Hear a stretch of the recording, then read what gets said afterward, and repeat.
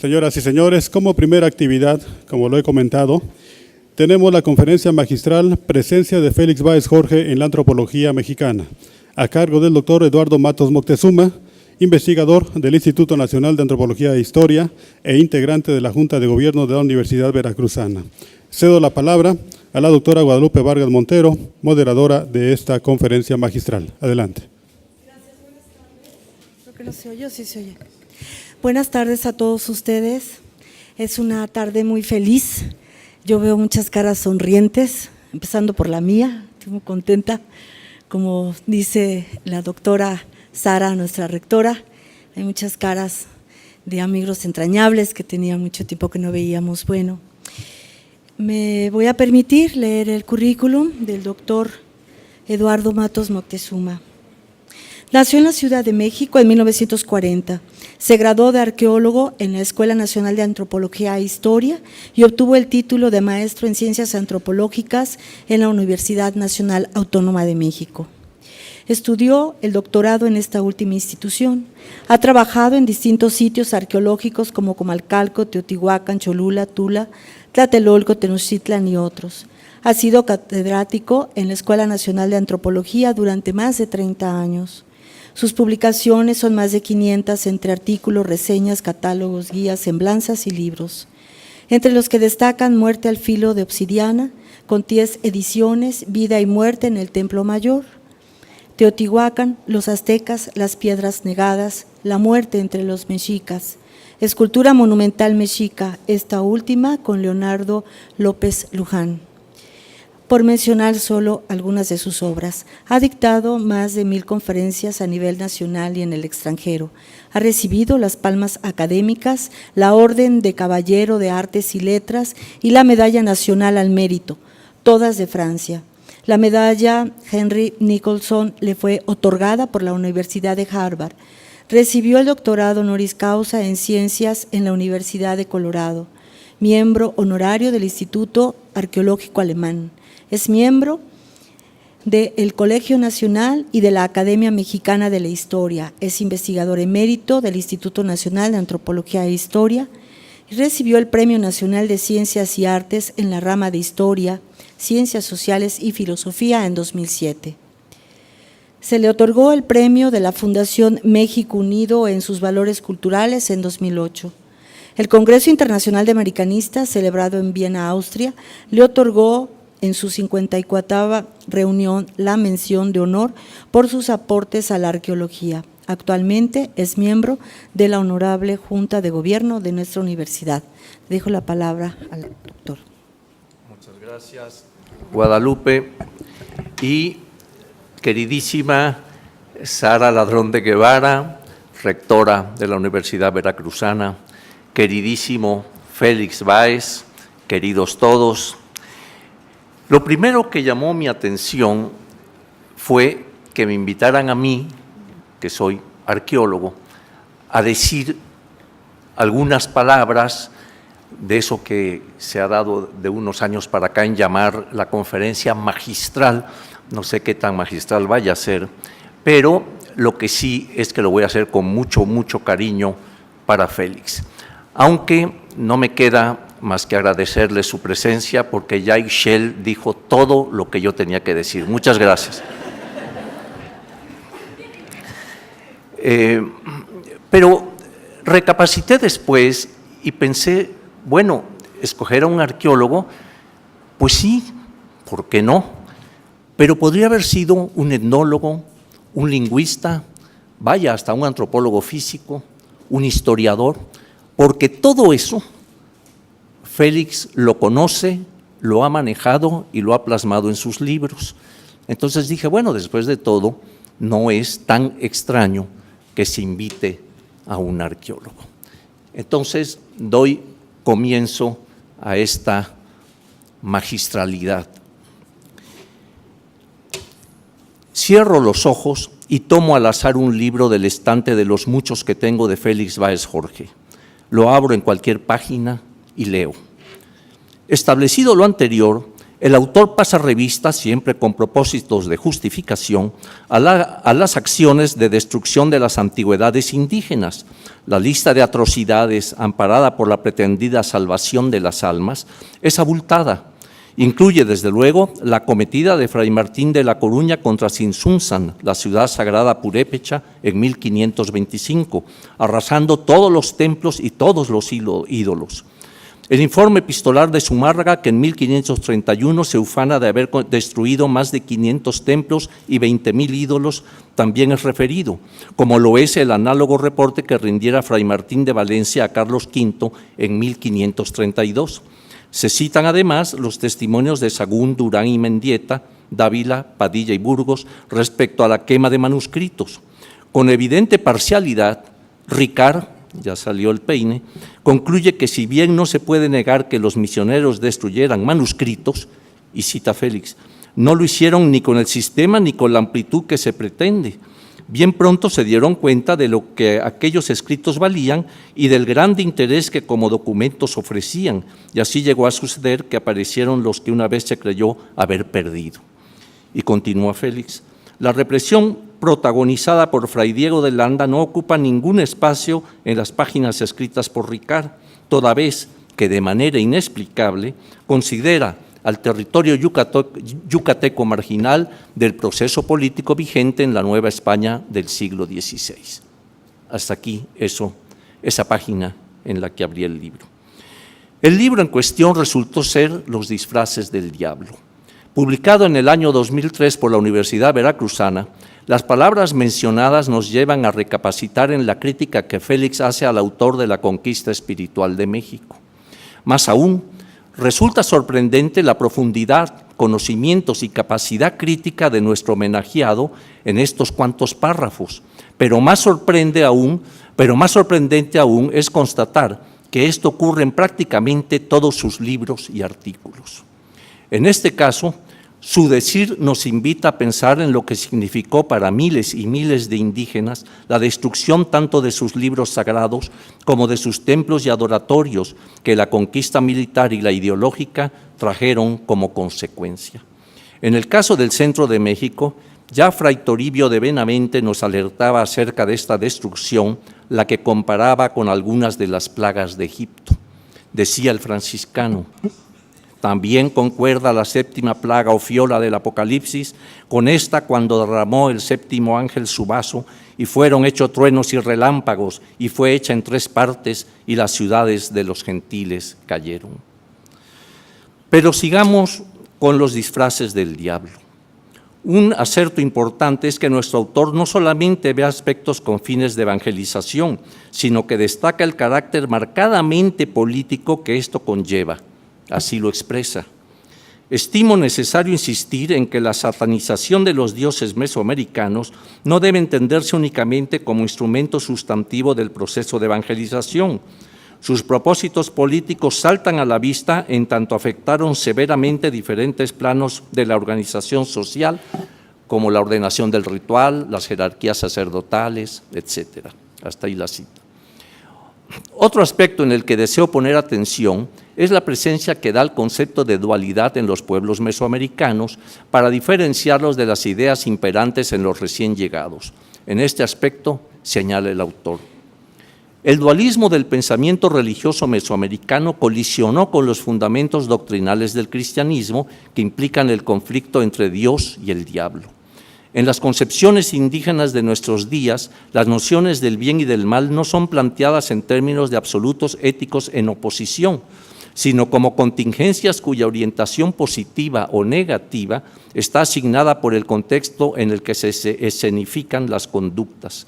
Esta idea expresa continuidad con el pensamiento precolombino y denota diferencia respecto a la metafísica judeo-cristiana. Hasta aquí la cita.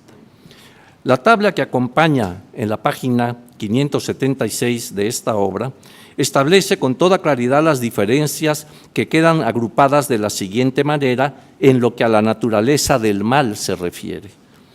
Félix, en ese cuadro, nos da por un lado la cosmovisión mesoamericana y del otro la doctrina judeo-cristiana. Y así hace ver que dentro de la cosmovisión mesoamericana, un apartado es referido a la dualidad de las divinidades, en tanto que en el ámbito judeo-cristiano está referido a entidades antagónicas. En lo mesoamericano, la ruptura del equilibrio es natural y personal, en cambio, en la otra hay la presencia demoníaca. También tenemos la transgresión del orden sagrado, digamos, todo lo que es el pecado, etcétera, en cuanto a la idea judeo-cristiana. Y también en lo mesoamericano la configuración no concreta y en el otro lado la configuración concreta y fetichizada, terminando que en ambos casos se vincula a la hechicería. De lo antes dicho, podemos extraer varios aspectos que vienen a enriquecer nuestra percepción acerca de estos conceptos. Por un lado, la atinada comparación de ambas formas de pensamiento que difiere de manera categórica una de la otra. Son dos maneras de pensar diferentes, tal como lo expresamos al referirnos al encuentro entre el joven Cuauhtémoc y el capitán español aquel 13 de agosto de 1521, una vez que el primero es capturado y llevado ante Cortés. Cuauhtémoc, sin mediar protocolo alguno, pues él es el tlatoani, el que posee la palabra, se dirige al vencedor y le dice las siguientes palabras conforme a lo que refiere Bernal Díaz del Castillo. Señor Malinche, ya he hecho lo que soy obligado en defensa de mi ciudad y no puedo más, y pues vengo por fuerza y preso ante tu persona y poder. Toma ese puñal que tienes en la cintura y mátame luego con él. Por lo menos, así se lo traducen en la triangulación de lenguas por medio de las cuales el tlatoani habla en náhuatl, la Malinche lo traduce al maya y Jerónimo de Aguilar lo vierte al español. Pero lejos estaba Cuauhtémoc de decir aquello de mátame luego con él. Lo que dice el joven guerrero es que se ha sacrificado a sus dioses, concepto totalmente diferente en sentido y esencia a la manera en que lo interpreta el capitán español. Pues bien sabemos que los guerreros capturados en combate tenían como destino ser ofrendados al sol para de esta manera acompañarlo desde el orto hasta el mediodía. Sin embargo, sus palabras no son comprendidas en todo su significado y Cortés lo perdona. A este encuentro entre vencedor y vencido que da pie a aquellas palabras en las que la incomprensión tiene cabida, se le va a unir otro evento ocurrido apenas 3 años después de estos acontecimientos, ahora en el ámbito de lo religioso. En efecto, en 1524 se va a dar el diálogo entre los 12 franciscanos y los tlamatinibe nahuas. Lo temprano del suceso resulta importante en virtud de que apenas se iniciaba la conquista ideológica. Recordemos algunas palabras de lo dicho en aquel debate, para lo cual he escogido el pasaje en que los frailes ponen en duda a los antiguos dioses mexicas, lo que manifestaron de la manera siguiente. Dijo uno de los franciscanos a los indígenas: estas cosas dichas, amigos nuestros, todas las habemos visto con nuestros ojos y sabemos que pasan ansí, y tenemos entendido que adoráis no tan solamente un Dios, pero mucho cuento y las estatuas de piedra y de madera los tenéis por dioses. Al uno llamáis Tezcatlipuca, a otro Quetzalcóatl, al otro Vichilupustli, y a cada uno llamáis dador de la vida y del ser y conservador de ella. Y si ellos son dioses dadores del ser y de la vida, ¿por qué son engañadores y burladores? ¿Por qué os atormentan y fatigan con diversas aflicciones? Esto por experiencia lo sabéis, que cuando estáis afligidos y angustiados, con impaciencia los llamáis de putos y bellacos, engañadores, viejas arrugadas. Demás de esto, demandábanos vuestra propia sangre y vuestros corazones en ofrenda y sacrificio. Sus imágenes y estatuas son espantables, sucias y negras y hediondas. De esta condición son vuestros dioses, a quien adoráis y reverenciáis. Antes son enemigos matadores y pestilenciales que no dioses. Los sabios nahuas van a responder, entre otras cosas, con estas palabras. Habéisnos dicho que no conocemos a aquel por quien tenemos ser y vida y que es Señor del cielo y de la tierra. Asimismo decís que lo que adoramos no son dioses. Esta manera de hablar hácesenos muy nueva y esnos muy escandalosa. Espantámonos de tal decir como este, porque los padres antepasados que nos engendraron y rigieron no nos dijeron tal cosa. Mas entre ellos nos dejaron estas costumbres que tenemos de adorar nuestros dioses, y ellos los creyeron y adoraron todo el tiempo que vivieron sobre la tierra. Ellos nos enseñaron de la manera que los habíamos de honrar, y todas las ceremonias y sacrificios que hacemos ellos nos los enseñaron. Dejáronnos dicho que mediante estos vivimos y somos, y que estos nos merecieron para que fuésemos suyos y los sirviésemos en innumerables siglos antes que el sol comenzase a resplandecer ni haber día. Ellos dijeron que estos dioses que adoramos nos dan todas las cosas necesarias a nuestra vida corporal, el maíz, los frijoles, la chía, etc. A estos demandamos la pluvia para que se críen las cosas de la tierra. Otro punto que hay que resaltar del libro es cómo Félix utiliza la etnografía actual viendo una persistencia de pensamiento desde el mundo prehispánico, tal como él lo expresa en la última cita, una de las citas que mencioné de él, aquí reproducidas. Cabe advertir, aunque vemos en ocasiones un acentuado sincretismo, que no hay duda que en muchos casos prevalece esa forma de pensar ancestral en algunos grupos indígenas que nos hacen reflexionar sobre el particular.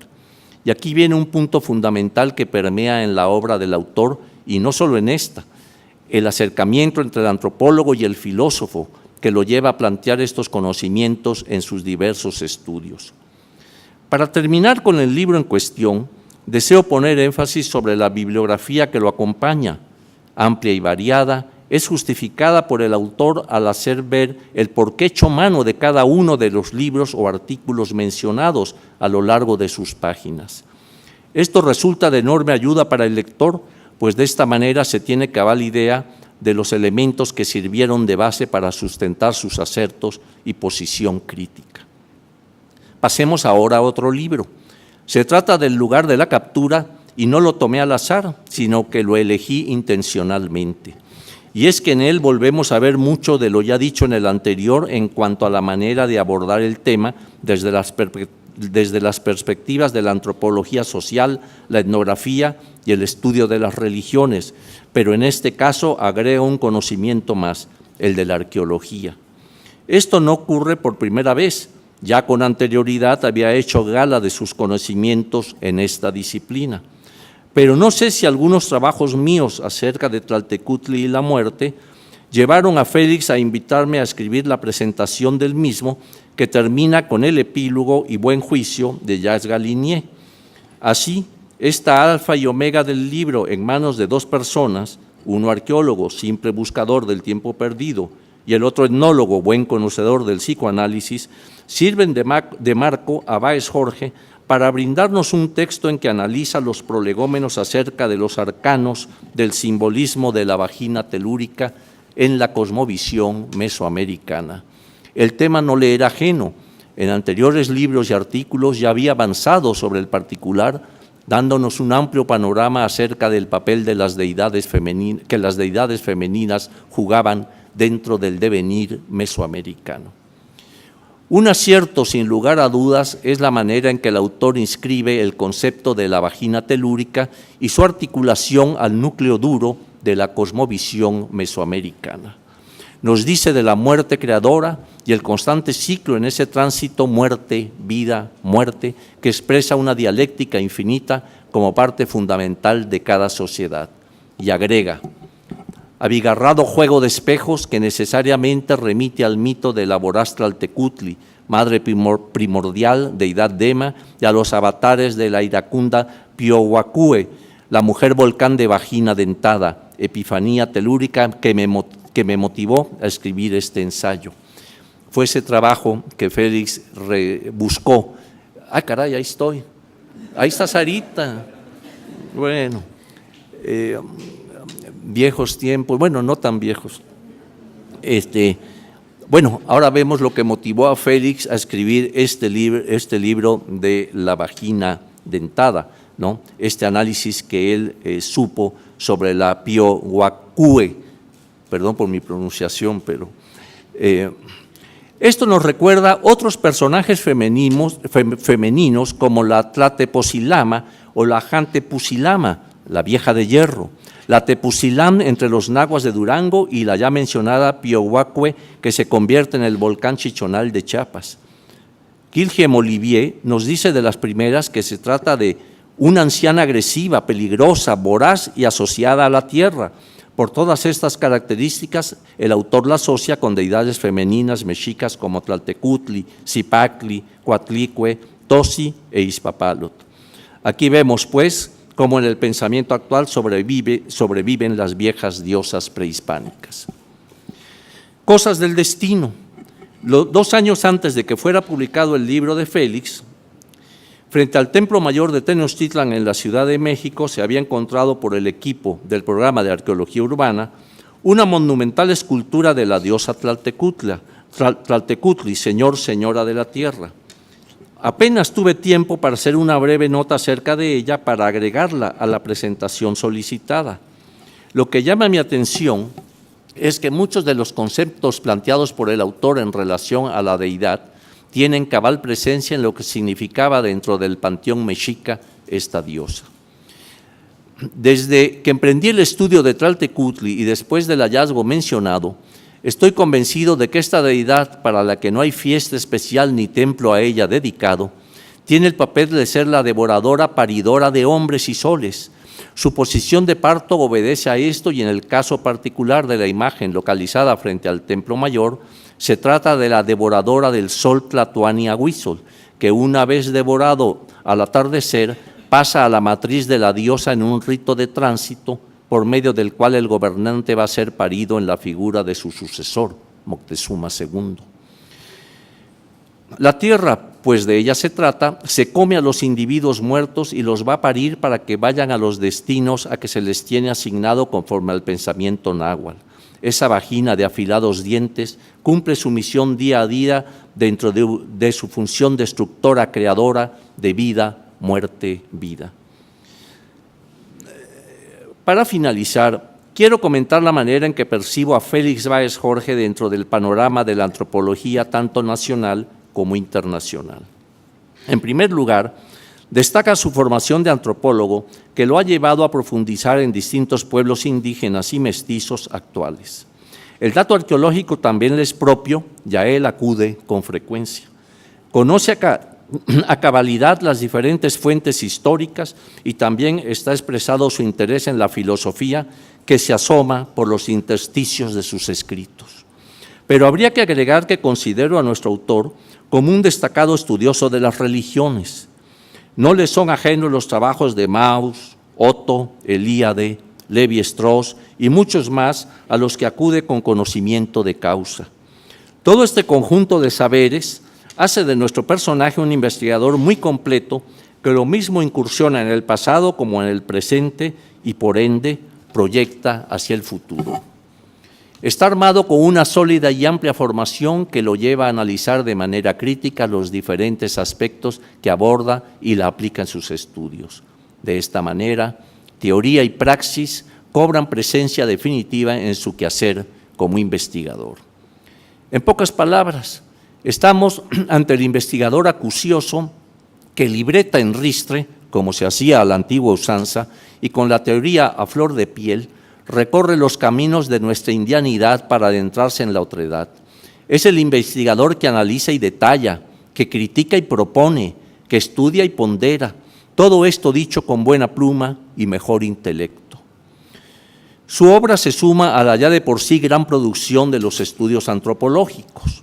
No podemos olvidar los trabajos de los antecesores que discurrieron sobre pueblos y regiones en los que ha incursionado nuestro homenajeado. Tenemos investigaciones como la de Calixta Guiteras, Los peligros del alma, o la etnografía celtal de Chiapas, de Alfonso Villarrojas. Por otro lado, la vasta obra de Gonzalo Aguirre Beltrán. No puedo dejar de mencionar de Guillermo Bonfil Batalla, su México profundo, tan pleno de realidades y tan lleno de utopías. Me viene a la memoria los papeles de La Chinantla de Roberto J. Bailaner y Carlo Antonio Castro, y de este último, Los hombres verdaderos. Y ya que me refiero a la literatura de temas indígenas, resulta imposible olvidar el Juan Pérez Jolote de Ricardo Posas. Si me he referido a estos maestros de la antropología, tan diferentes entre sí en lo que atañe a enfoques y pensamientos, es porque sus obras han quedado allí para las siguientes generaciones. Lo mismo ocurre con la obra de Félix Báez Jorge. Por su claridad, alcance y fines propositivos, sus aportes quedan inscritos junto a ellos y junto a quienes actualmente continúan en activo dentro de la investigación antropológica e histórica. Cada uno de los libros a que he acudido solamente a 2 de ellos abren nuevas perspectivas a la investigación. Félix Báez Jorge tiene un bien ganado lugar en el campo de la antropología y del pensamiento humanista de nuestro país. Unas palabras finales, otras más. En una ocasión, hace algunos años, fui con Félix a una reunión a la que nos invitaba la Universidad de Extremadura.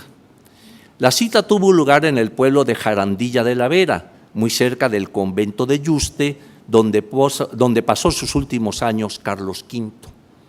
Presentamos nuestras ponencias en compañía del recordado Roberto Williams y terminado el evento, Félix y el que escribe, la emprendimos hacia la Puebla de Guadalupe, donde se guarda enorme fervor desde el siglo XIV por la imagen de la Virgen de Guadalupe, la prejefa. Allí estaban, pues, los orígenes del culto de quien había jugado papel preponderante en la reconquista en contra de los moros.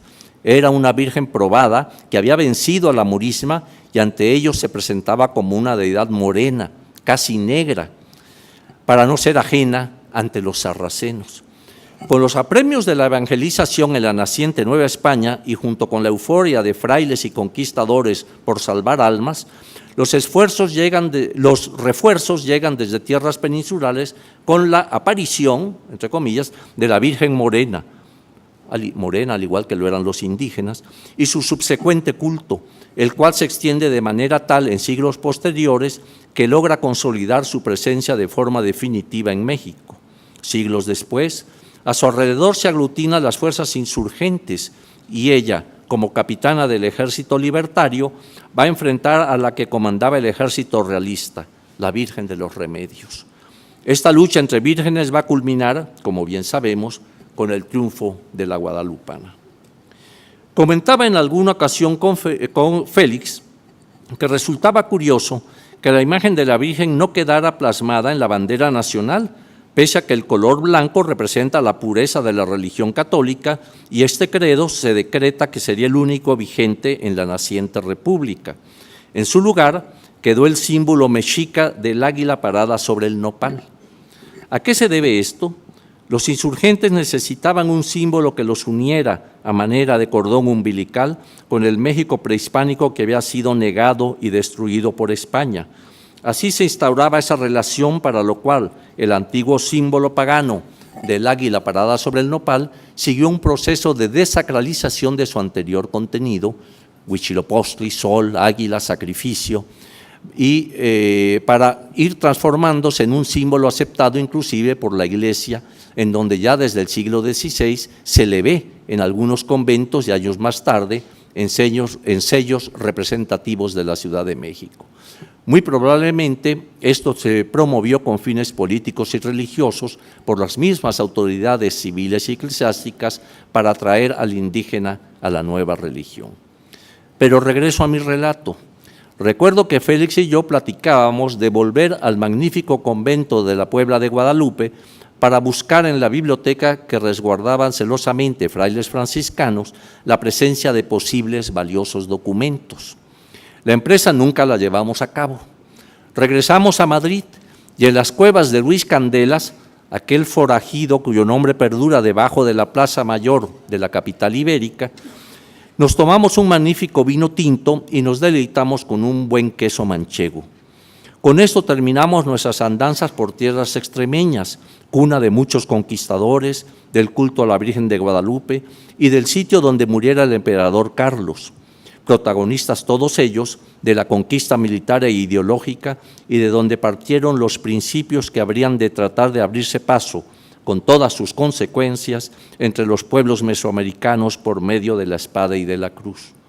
Esto provocaría entre los recién conquistados que se derramara, como ocurre hasta hoy día, la sangre del cuerpo y la sangre del espíritu. El diablo, pues, andaba suelto. Muchas gracias.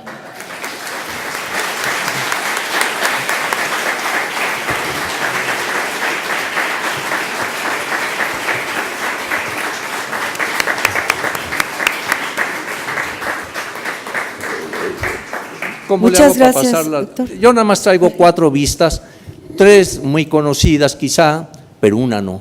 ¿Esto qué es? Un cheque. No. Yo creo que... A ver, joven, ¿dónde estarán las mías?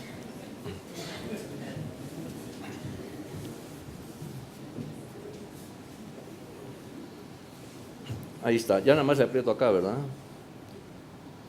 Bueno, esta yo creo que ya me ha pasado como 5 veces. Es nuestro muy queridísimo Félix en pleno apogeo de producción literaria, antropológica y todo lo que sabemos de él.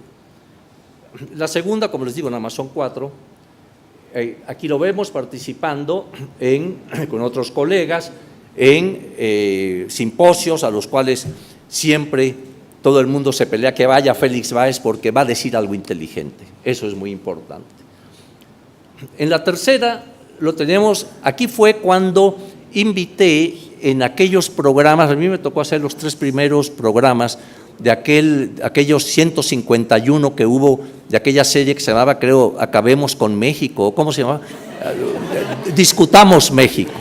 Bueno, y entonces participó tanto Sara Ladrón como mi querido Félix, y ahí está cuando correspondió estar con Miguel León Portilla, donde también estuvo Sarita, y pues ahí se da fe de la presencia de estos jóvenes. Pero esta es la última para no aburrirlos mucho, porque ya sabía yo que iban a pasar muchas vistas de Félix en todas sus acciones, pero esta es la buena, ¿no? Ahí está. Ahí está.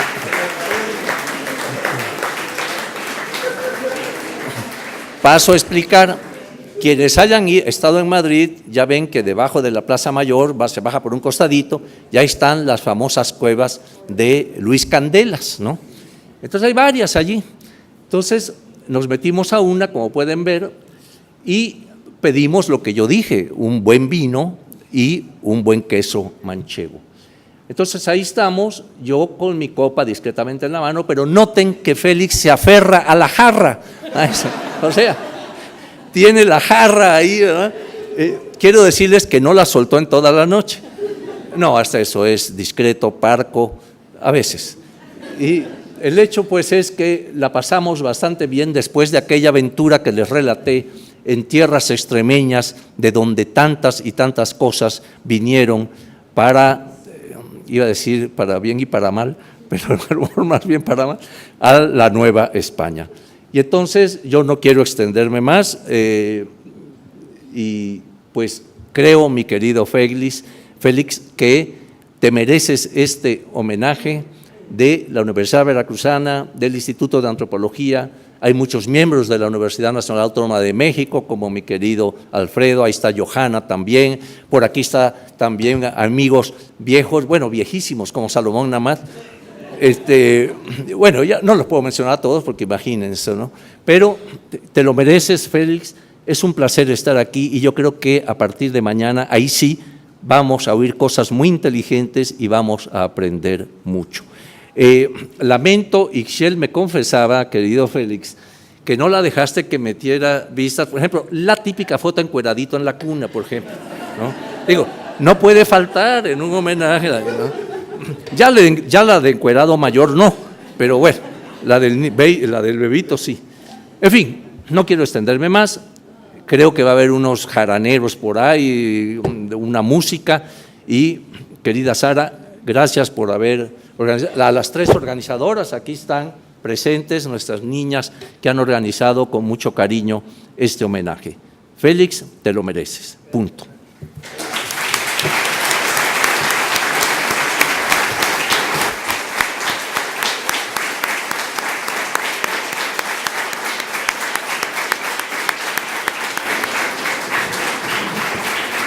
Muchas gracias, doctor Matos.